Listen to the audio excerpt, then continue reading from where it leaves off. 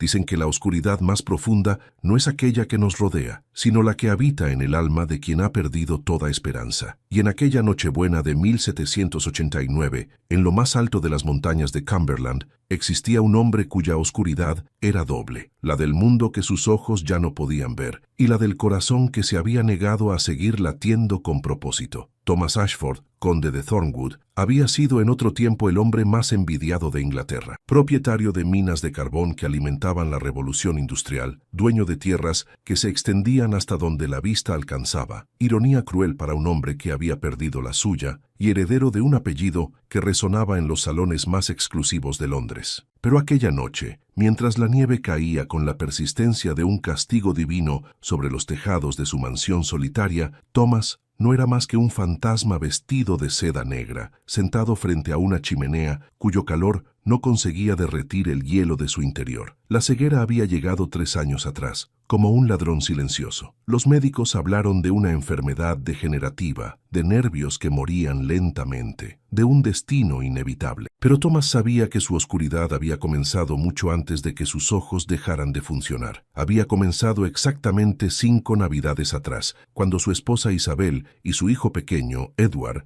habían perecido en el incendio que destruyó el ala este de la mansión. Él había sobrevivido, pero ¿qué clase de vida era aquella que le quedaba? Los criados habían insistido en decorar la casa. El mayordomo, el anciano señor Whitmore, había argumentado que las tradiciones debían mantenerse, que la mansión necesitaba luz aunque su amo no pudiera verla. Thomas había cedido, no por convicción, sino por agotamiento. ¿Qué más daba? Las guirnaldas de acebo, las velas perfumadas, el árbol adornado con lazos de terciopelo rojo, todo aquello no era más que ruido para un hombre que había aprendido a vivir en silencio. Esa noche había ordenado que la cena se sirviera en sus aposentos privados. No quería el eco de sus propios pasos en el gran comedor vacío. No quería sentir las 20 sillas desocupadas que alguna vez habían albergado a familia y amigos. No quería recordar la risa de Edward correteando entre las piernas de los invitados, ni la voz melodiosa de Isabel cantando villancicos junto al piano. Afuera la tormenta arreciaba. Thomas podía escucharla. El aullido del viento contra los cristales emplomados, el crujido de las ramas de los viejos robles que flanqueaban el camino de entrada. Se sirvió una copa de vino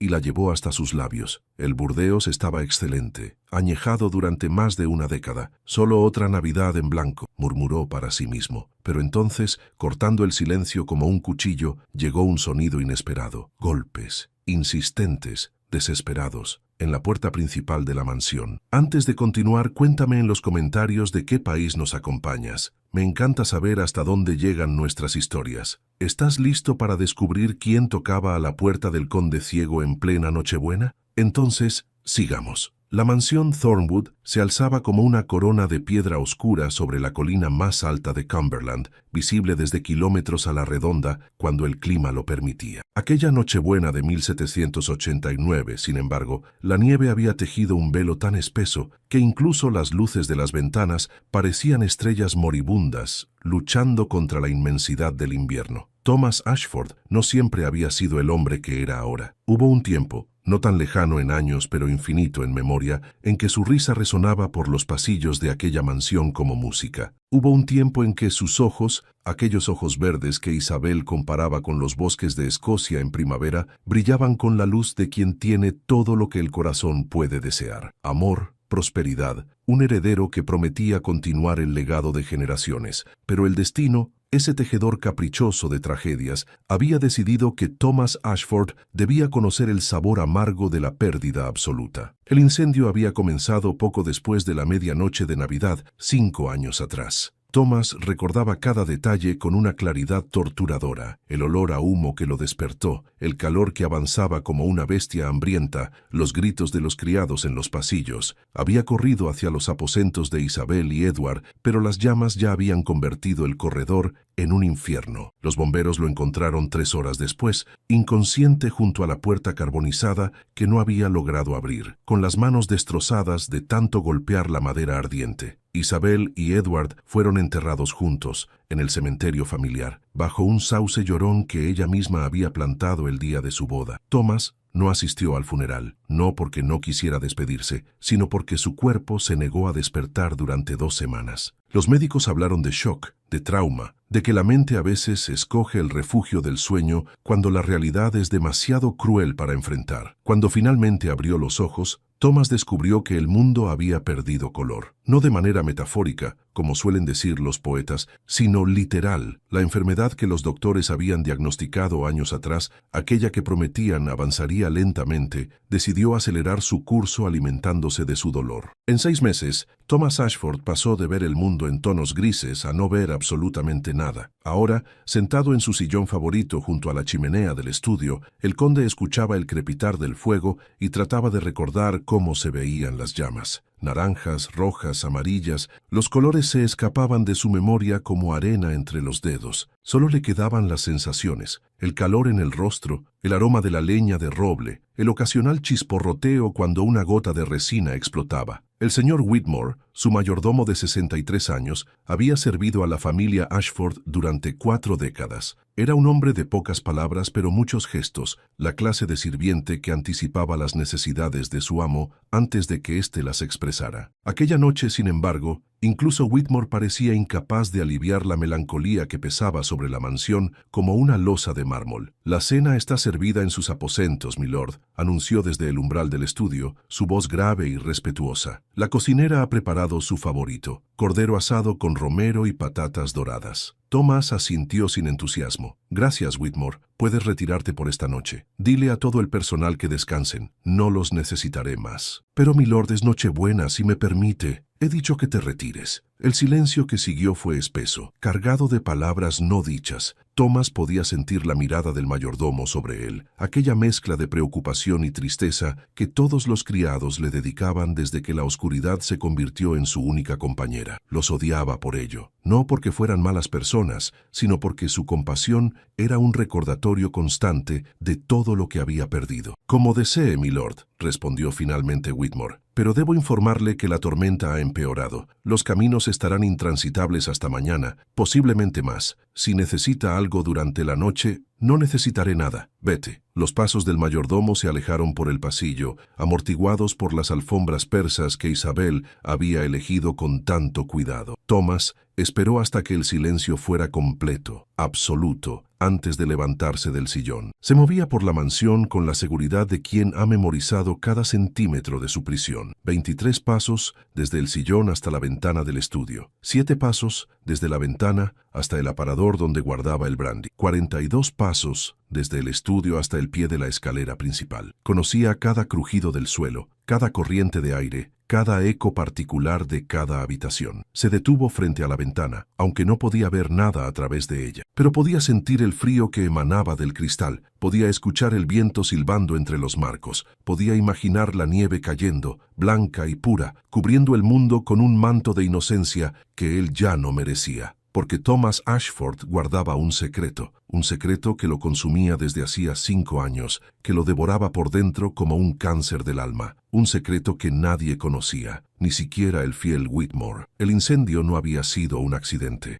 Él no lo había provocado, por supuesto, pero sabía quién lo había hecho. Sabía que las llamas que habían devorado a su esposa y a su hijo habían sido encendidas deliberadamente. Y sabía que el responsable jamás había pagado por su crimen, porque Thomas, en su cobardía infinita, había decidido callar. ¿Por qué? Porque revelar la verdad habría significado destruir más vidas. Porque la justicia, a veces, es más cruel que el silencio. Porque había creído ingenuamente que cargar solo con el peso de ese conocimiento era una forma de penitencia. Pero la penitencia se había convertido en tortura, y la tortura en una lenta agonía que lo consumía día tras día, noche tras noche, Navidad tras Navidad. El vino que se había servido antes descansaba ahora en su mano, olvidado. Thomas pensó en beberlo, en buscar el tibio consuelo del alcohol, pero incluso eso le parecía un esfuerzo inútil. ¿Qué sentido tenía emborracharse cuando no había nada de lo que escapar? La oscuridad lo seguiría estuviera sobrio o ebrio. Los recuerdos lo acosarían hasta el último día de su existencia. Fue entonces cuando los escuchó, los golpes en la puerta. Al principio, Thomas creyó que era el viento, una rama suelta, quizás arrastrada por la tormenta hasta chocar contra la madera. Pero los golpes se repitieron, más insistentes, más desesperados. Y luego, algo que hizo que su corazón, aquel órgano que creía muerto, diera un vuelco inesperado. Una voz, débil, amortiguada por la distancia y la nieve, pero inconfundiblemente humana. Por favor, abran, mis hijos. Thomas se quedó inmóvil durante un segundo eterno. ¿Había escuchado bien? ¿O era otra de las alucinaciones que a veces lo visitaban en las noches más oscuras? Pero los golpes continuaron, y la voz, una voz femenina, desesperada, rota, siguió suplicando. Sin pensarlo, sin detenerse a considerar las consecuencias, Thomas se movió hacia la puerta principal. Sus pasos eran rápidos, seguros a pesar de la oscuridad, guiados por años de práctica y por algo más. Un instinto primitivo, casi olvidado, que lo impulsaba a actuar. Llegó al vestíbulo en el momento exacto en que escuchó los pasos apresurados de Whitmore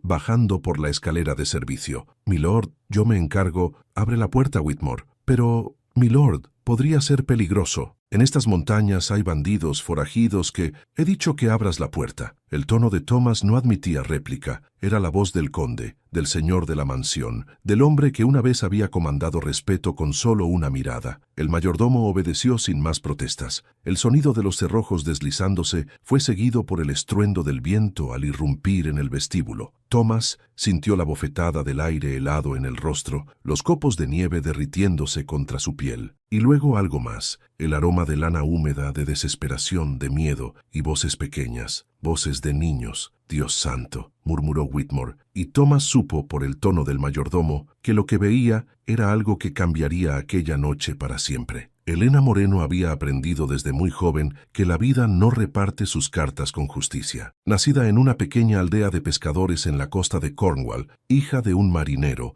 que murió en el mar antes de conocerla y de una lavandera que trabajó hasta que las manos se le agrietaron como tierra seca, Elena había crecido sabiendo que cada día era una batalla por sobrevivir. Pero nada la había preparado para esto. Estar de pie frente a la puerta de una mansión desconocida, con 3 hijos tiritando de frío a su lado, suplicando por un poco de refugio en medio de la peor tormenta que hubiera visto en sus 28 años de vida. El viaje había sido una locura desde el principio. Cuando el terrateniente de la aldea donde habían estado viviendo los echó de su pequeña cabaña, alegando que necesitaba la tierra para expandir sus pastos, Elena había tenido que tomar una decisión imposible. Su única esperanza era llegar hasta Newcastle, donde una prima lejana le había prometido trabajo en una fábrica de tejidos. Pero Newcastle estaba a días de camino, y el invierno había llegado antes de lo esperado. Habían caminado durante 3 días, durmiendo en graneros abandonados, comiendo las sobras que algunos granjeros compasivos les ofrecían. Los niños habían resistido con una fortaleza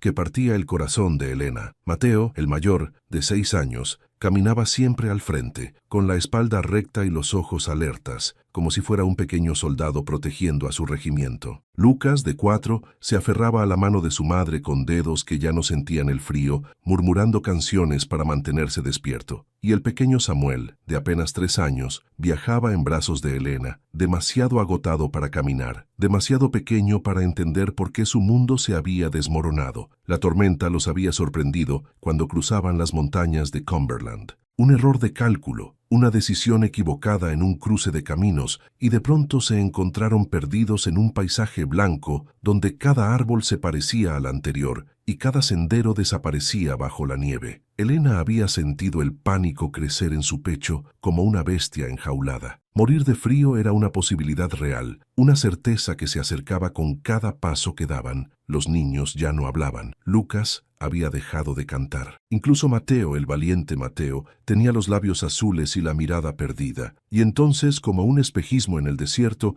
había aparecido la luz. Tenue al principio, apenas un parpadeo entre los copos de nieve, pero suficiente para darle esperanza. Elena había caminado hacia ella con la determinación de quien no tiene nada que perder, arrastrando a sus hijos, prometiéndoles que todo estaría bien, aunque ella misma no lo creyera. La mansión que emergió de la tormenta era más grande de lo que había imaginado. Las paredes de piedra gris se alzaban como acantilados, las ventanas brillaban con la calidez de innumerables velas, y el tejado de pizarra desaparecía en la oscuridad del cielo. Era la casa de un noble, sin duda, la clase de lugar donde personas como Elena nunca serían bienvenidas. Pero no tenía opción. Sus hijos morirían si no encontraban refugio. Y Elena estaba dispuesta a suplicar, a arrastrarse, a vender su alma al diablo si eso significaba que Mateo, Lucas y Samuel vivirían para ver otro amanecer. Golpeó la puerta con los puños entumecidos, una vez, 2 veces, 10 veces. Gritó hasta que la garganta le ardió, y cuando finalmente los cerrojos se deslizaron y la puerta se abrió, Elena casi se derrumbó de alivio. Lo primero que vio fue al mayordomo, un hombre mayor, de rostro severo pero ojos amables, envuelto en una bata de terciopelo oscuro. Lo segundo que vio fue al hombre que estaba detrás de él, alto, delgado, vestido completamente de negro, como si estuviera de luto permanente. Su rostro era hermoso de una manera trágica, pómulos afilados, mandíbula fuerte, labios que parecían haber olvidado cómo sonreír, pero fueron sus ojos los que capturaron la atención de Elena. Ojos verdes del color del musgo en primavera, pero vacíos, fijos en un punto que no existía. El hombre era ciego. «Por favor», suplicó Elena cayendo de rodillas sin importarle el frío de la nieve que le empapó el vestido. «Por favor, señor, no pido nada para mí. Solo un lugar donde mis hijos puedan dormir esta noche. Un rincón en el establo, un espacio junto al fuego de la cocina, cualquier cosa. Se lo suplico». El silencio que siguió fue eterno. Elena podía sentir la mirada del mayordomo sobre ella, evaluándola, juzgándola, pero el hombre ciego no se movió, no habló, solo inclinó ligeramente la cabeza, como si estuviera escuchando algo que nadie más podía oír. «¿Cuántos niños?», preguntó finalmente, y su voz fue una sorpresa, profunda, grave, con un matiz de algo que Elena no pudo identificar. ¿Dolor? ¿Curiosidad? ¿Desconfianza? 3, señor. Mateo tiene 6 años, Lucas 4, y Samuel apenas 3. Otro silencio. Elena se atrevió a levantar la mirada y vio que el hombre ciego había girado el rostro hacia donde ella estaba, aunque sus ojos seguían sin enfocar nada. «Whitmore», dijo el conde, «¿qué ves?». El mayordomo carraspeó antes de responder. «Una mujer joven, milord, campesina a juzgar por su ropa. 3 niños pequeños, como ella dice. Están...». Una pausa, un suspiro. «Están en muy malas condiciones, señor. El más pequeño parece apenas consciente». Elena sintió que el corazón se le detenía. Samuel, su pequeño Samuel, que no había dicho una palabra en las últimas 2 horas, que ya no temblaba porque su cuerpo había dejado de luchar contra el frío. «Por favor», repitió, y esta vez su voz se quebró. «Por favor, se lo suplico. No dejaré que mis hijos mueran en esta tormenta». El hombre ciego dio un paso adelante, y Elena notó algo extraordinario. Se movía con una seguridad absoluta, como si pudiera ver cada obstáculo, cada espacio. Se detuvo justo frente a ella, tan cerca que pudo oler su colonia, sándalo y algo más oscuro, más melancólico, y sintió que su presencia la envolvía como un manto. «¿Cómo te llamas?», preguntó, y esta vez su voz era más suave. «Elena, señor, Elena Moreno». El conde se quedó muy quieto, tan quieto que Elena pensó que se había convertido en una estatua de hielo, y luego, con una voz que parecía venir de muy lejos, pronunció 3 palabras que cambiaron el curso de aquella noche: «Que entren todos». El mayordomo comenzó a protestar, pero el conde lo silenció con un gesto de la mano. «He dicho que entren. Prepara habitaciones, Whitmore, comida caliente, ropa seca, y llama al doctor Morton. Que venga aunque tenga que atravesar el infierno para llegar aquí». «Pero, milord, la tormenta. He dado una orden». Elena no entendía lo que estaba sucediendo. No entendía por qué aquel noble ciego, aquel hombre que claramente no quería compañía, había decidido abrirles las puertas de su mansión. Pero no iba a cuestionarlo. No iba a arriesgarse a que cambiara de opinión. Se levantó con esfuerzo, tomó a Samuel en brazos y llamó a sus otros 2 hijos. «Mateo, Lucas, venid, rápido». Los niños obedecieron, arrastrando los pies, demasiado agotados para mostrar curiosidad por el magnífico lugar donde acababan de entrar. Pero Elena lo vio todo: el vestíbulo de mármol blanco, la escalera de caoba que se curvaba hacia el piso superior, los cuadros de marcos dorados, los candelabros de cristal, el árbol de Navidad decorado con lazos y esferas brillantes. Era un palacio sacado de los cuentos que su madre le contaba cuando era niña, y ella, una campesina sin un centavo, acababa de cruzar su umbral con 3 hijos hambrientos y un corazón lleno de preguntas. El mayordomo los condujo hacia el interior de la mansión, murmurando órdenes a criados que aparecían como sombras silenciosas, pero Elena no pudo evitar mirar hacia atrás, hacia el hombre que seguía de pie junto a la puerta abierta, dejando que la nieve entrara y se derritiera a sus pies. El conde ciego tenía el rostro girado hacia el exterior, hacia la tormenta, y en sus labios había algo que parecía, aunque Elena no estaba segura, el fantasma de una sonrisa. La cocina de la mansión Thornwood era más grande que toda la cabaña donde Elena y sus hijos habían vivido durante los últimos 2 años. Un enorme fogón de hierro ocupaba una pared entera, emanando un calor que se sentía como un abrazo después de días en el frío. Las mesas de trabajo estaban cubiertas de harina, especias y los restos de lo que claramente había sido una cena elaborada. Y en el centro de todo, como una reina en su dominio, una mujer robusta de mejillas rosadas y delantal manchado dirigía a un pequeño ejército de sirvientes. «Por todos los santos», exclamó la mujer cuando vio entrar a Elena y los niños. «Whitmore, ¿qué nos ha traído la tormenta?» «El señor ha ordenado que se les atienda, señora Pemberton», respondió el mayordomo con sequedad. «Comida, ropa seca, habitaciones. Y he enviado a buscar al doctor Morton». «¿El doctor? ¿En esta tormenta?» La cocinera se acercó a Elena y le quitó a Samuel de los brazos sin pedir permiso. «Dios mío, esta criatura está helada. Mary, calienta leche. Thomas,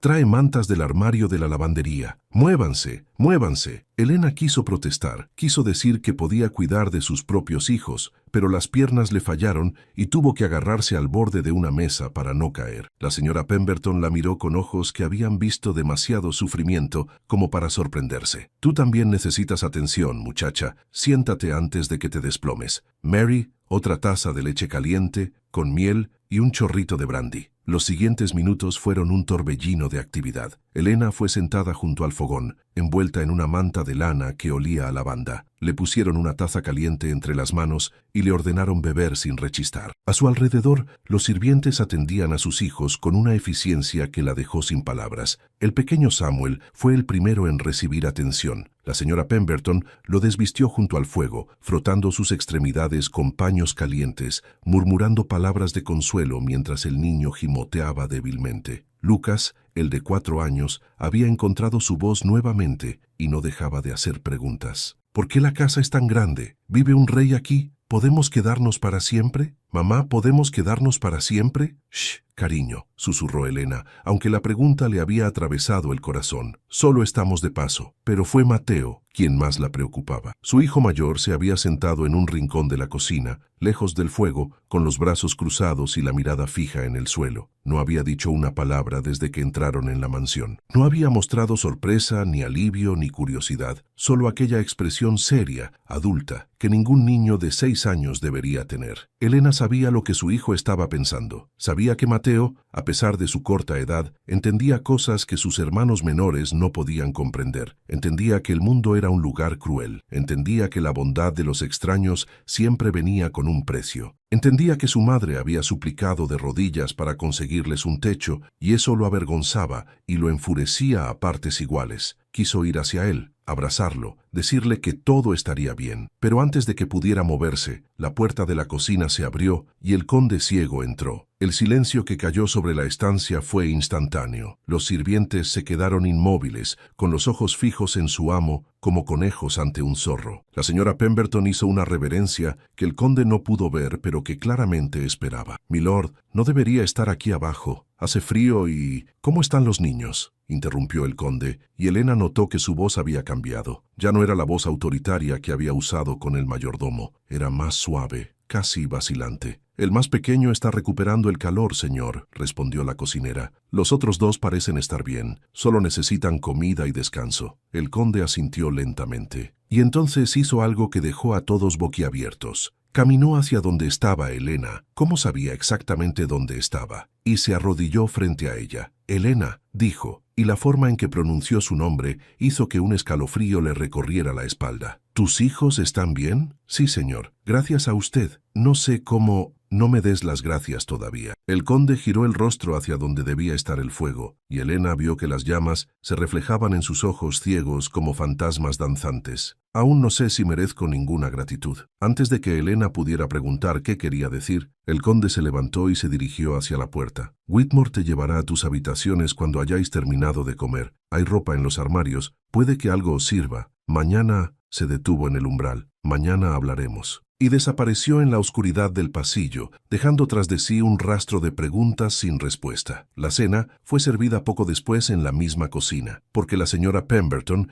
insistió en que los niños necesitaban calor más que protocolo. Elena observó a sus hijos comer con una mezcla de alivio y dolor. Hacía semanas que no veía tanta comida junta: pan recién horneado, queso curado, estofado de cordero, pasteles de manzana. Los niños comían con hambre pero con educación, porque Elena les había enseñado que los modales no dependían de la clase social. «Gracias, mamá», decía Lucas después de cada bocado. «Come despacio, cariño», respondía Elena. «Deja algo para tu hermano». «No tengo hambre», murmuró Mateo, aunque su plato estaba casi vacío. Samuel, el pequeño Samuel, había recuperado algo de color en las mejillas y ahora dormitaba en el regazo de Elena, con los deditos aferrados a un trozo de pan que no había logrado terminar. Ella lo miraba dormir y sentía que el corazón le iba a explotar de amor y de miedo. Amor por aquellas tres criaturas que dependían de ella, miedo por no saber qué les deparaba el mañana. Cuando terminaron de comer, una criada joven, Mary, la misma que había calentado la leche, los condujo escaleras arriba. El trayecto fue una sucesión de pasillos interminables, escaleras alfombradas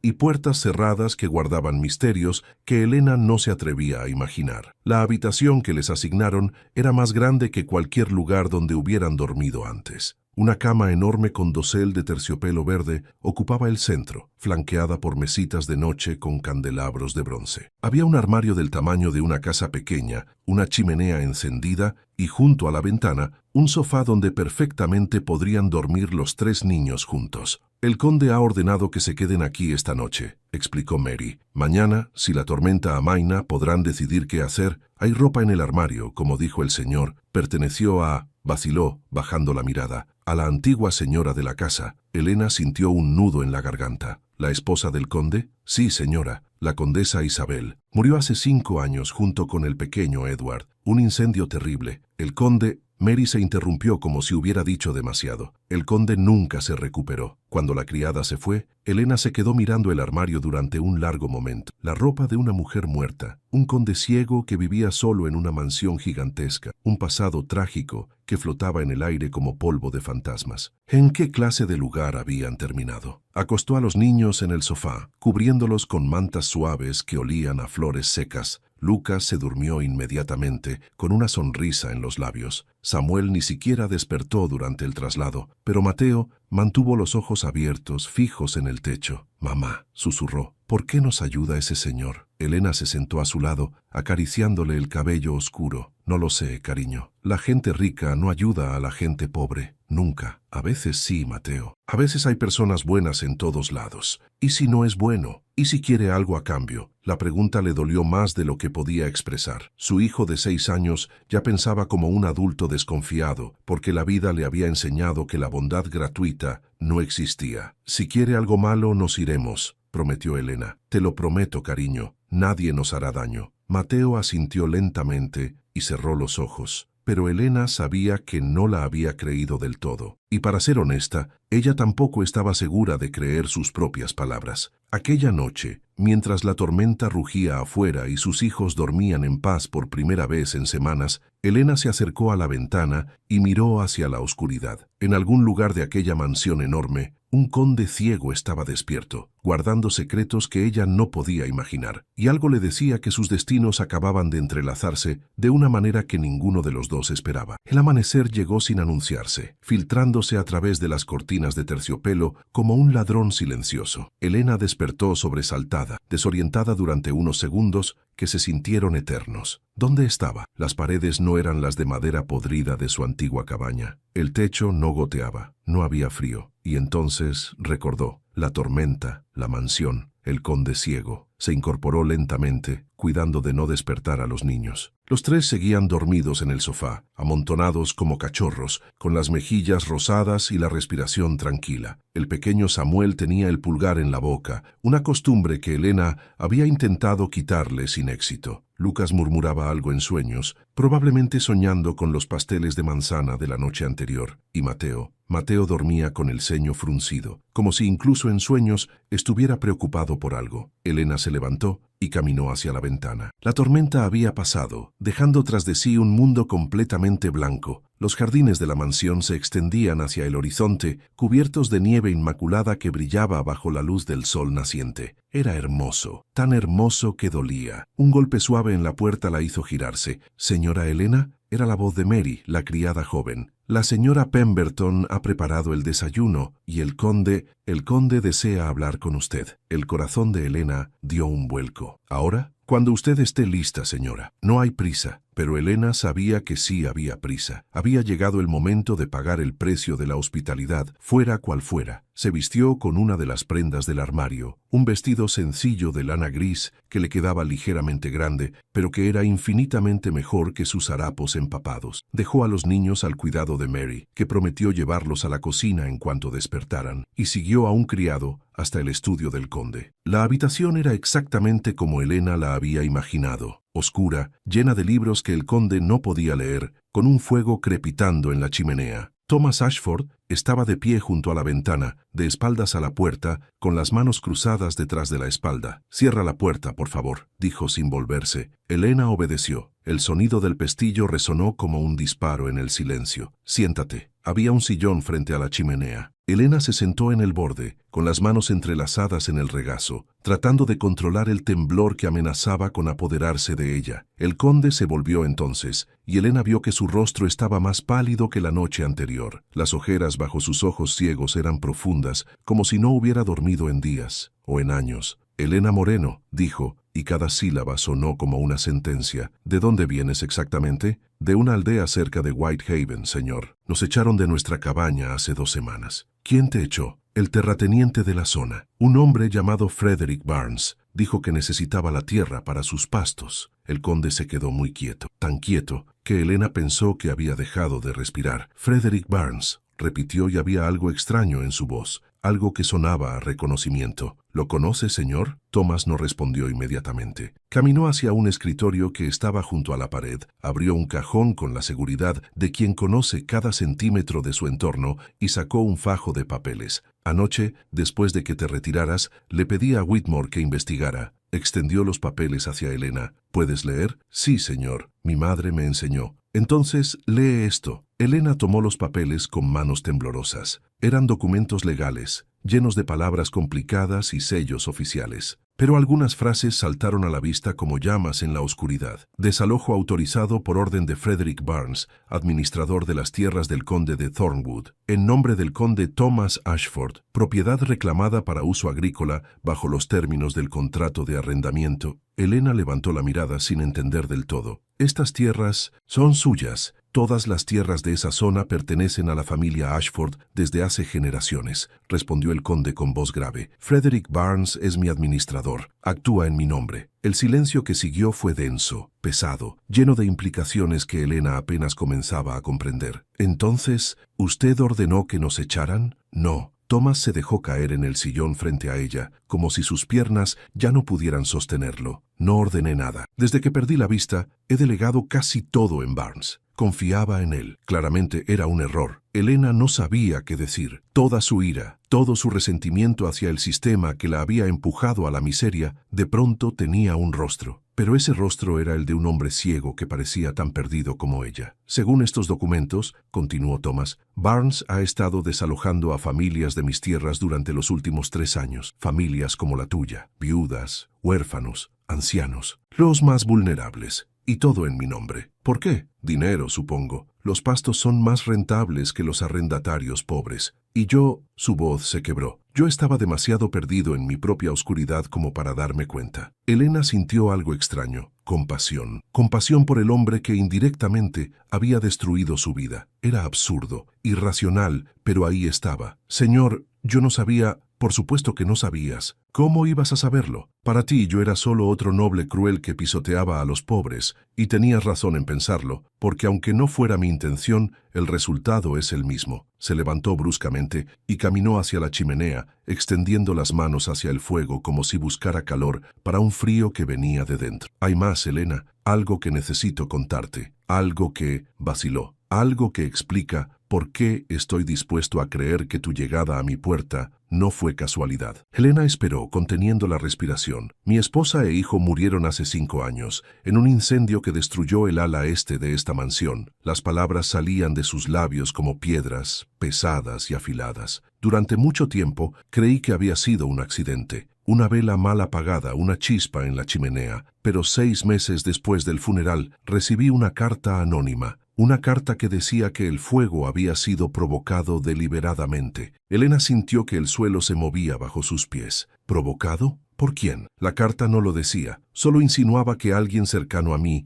tenía motivos para desear la muerte de mi familia. Alguien que se beneficiaría de mi dolor, de mi ceguera, de mi abandono de los asuntos mundanos. Frederick Barnes, murmuró Helena, y supo, incluso antes de que el conde asintiera, que había acertado. No tengo pruebas, nunca las tuve, pero Barnes fue quien más se benefició de mi retiro del mundo. Él ha manejado mis tierras, mis inversiones, mis propiedades, ha tomado decisiones que yo debería haber supervisado, ha acumulado poder a mi sombra mientras yo me hundía en la desesperación. Helena se levantó, sin saber muy bien por qué, caminó hacia el conde y en un impulso que no pudo controlar le tomó la mano. Señor Thomas, si esto es verdad, es verdad. Lo sé en mis huesos. Lo supe desde el momento en que leí esa carta, pero no hice nada, no investigué, no denuncié, no busqué justicia, porque tenía miedo, porque estaba roto, porque una parte de mí creía que merecía sufrir. Las lágrimas corrían por las mejillas del conde, aunque Helena dudaba que él fuera consciente de ellas. Eran las lágrimas de 5 años de silencio, de culpa, de dolor contenido. Pero anoche, cuando abrí esa puerta y escuché tu voz, cuando supe que había 3 niños pequeños muriéndose de frío en mi umbral por culpa de mi negligencia, algo cambió. Algo se rompió dentro de mí, pero de la manera correcta, como un hueso que necesita romperse para sanar bien. Helena apretó su mano con fuerza. Usted no es responsable de lo que hizo Barnes. Soy responsable de haberle dado el poder para hacerlo, de haber mirado hacia otro lado mientras él destruía vidas. Tu vida, la vida de tus hijos. Entonces haga algo al respecto, dijo Helena, y su voz era más firme de lo que ella misma esperaba. No es demasiado tarde. Thomas giró el rostro hacia ella, y por un momento, Helena tuvo la extraña sensación de que podía verla, no con los ojos, sino con algo más profundo. ¿Crees que puedo redimirme?, preguntó, y había una vulnerabilidad en su voz que le partió el corazón. Después de todo lo que he permitido que suceda, Helena pensó en sus hijos, en Mateo, que había aprendido a desconfiar del mundo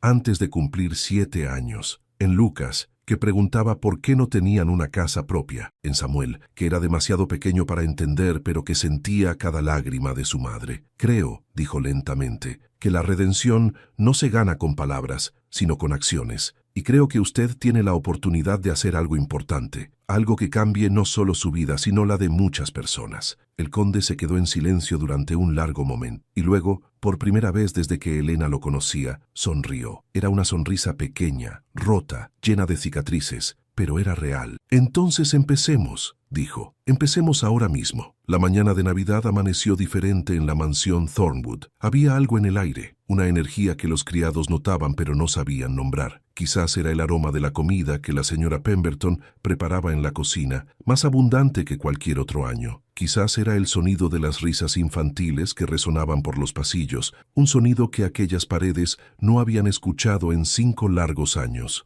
O quizás simplemente era el cambio que se había operado en el corazón de su amo. Thomas Ashford estaba de pie en el salón principal, escuchando. Era lo que mejor sabía hacer desde que perdió la vista, escuchar. Y lo que escuchaba aquella mañana era música para sus oídos. El pequeño Samuel de 3 años había descubierto el árbol de Navidad. Sus exclamaciones de asombro, «Mira, mamá, bolas brillantes, muchas, muchas», llenaban la estancia como campanillas de cristal. Lucas, el de 4 años, corría de un lado a otro, tocando todo lo que encontraba a su paso. Los candelabros, las cortinas, los cojines de seda. ¿Esto es de verdad? ¿Y esto? Mamá, todo es tan suave. Pero fue Mateo quien capturó la atención de Thomas. El niño de 6 años se había quedado junto a la puerta del salón, observando la escena con aquella expresión seria que el conde había aprendido a reconocer. La expresión de alguien que ha visto demasiado, que ha sufrido demasiado, que ha dejado de creer en los milagros. Thomas caminó hacia él, guiándose por el sonido casi imperceptible de su respiración. «Mateo», dijo, deteniéndose a su lado, «¿no quieres unirte a tus hermanos?». El niño tardó en responder. «No es nuestro árbol», dijo finalmente. No es nuestra casa. No debemos tocar cosas que no son nuestras. Thomas sintió que el corazón se le encogía. ¿Y si te dijera que quiero que sea vuestra casa? Mateo levantó la mirada, sorprendido a pesar de sí mismo. ¿Qué quiere decir? Thomas se arrodilló para quedar a la altura del niño, aunque no podía verlo. Era un gesto instintivo, algo que recordaba de cuando su propio hijo, Edward, le hacía preguntas difíciles.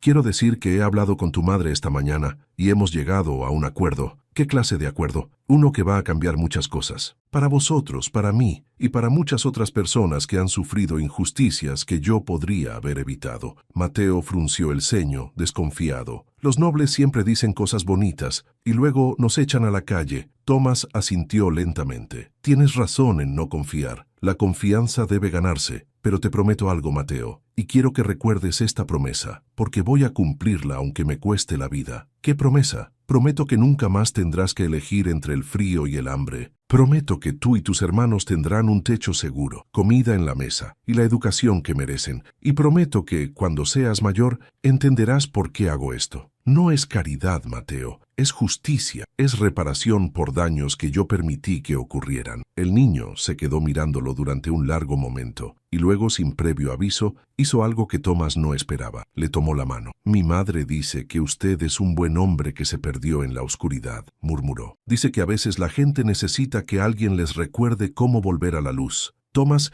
sintió que los ojos le ardían, aunque no tenía lágrimas que derramar. Tu madre es muy sabia. Lo sé, respondió Mateo, y por primera vez una pequeña sonrisa asomó a sus labios. Por eso siempre le hago caso, aunque a veces finjo que no. La risa que escapó de los labios de Thomas fue un sonido oxidado, como una puerta que no se ha abierto en años, pero estaba ahí, era real, y era el comienzo de algo nuevo. Aquella tarde, el comedor de la mansión Thorwood se llenó de vida por primera vez en 5 años. No con nobles elegantes ni invitados distinguidos, sino con la familia más improbable que aquellas paredes hubieran visto jamás. Una campesina valiente, 3 niños llenos de asombro, un conde ciego y todo el personal de la casa que, por orden expresa de Thomas, había sido invitado a compartir la mesa. La señora Pemberton lloró cuando vio su lugar marcado junto al del mayordomo. Whitmore carraspeó varias veces, tratando de ocultar su emoción. Mary, la criada joven, no dejaba de sonreír mientras servía platos que había ayudado a preparar. Y en medio de todo aquello, Helena observaba al conde con una mezcla de gratitud y algo más. Algo que no se atrevía a nombrar todavía, pero que crecía en su pecho como una semilla en primavera. Señor Thomas, dijo durante una pausa en la conversación, aún no me ha dicho qué planea hacer con Frederick Barnes. El conde, que estaba ayudando a Samuel a cortar su trozo de pavo, una escena que habría sido impensable 24 horas antes, levantó la cabeza. He enviado un mensajero esta mañana, en cuanto los caminos se despejaron. Barnes será arrestado antes de que termine el día, y todo lo que robó será devuelto a quienes le pertenece.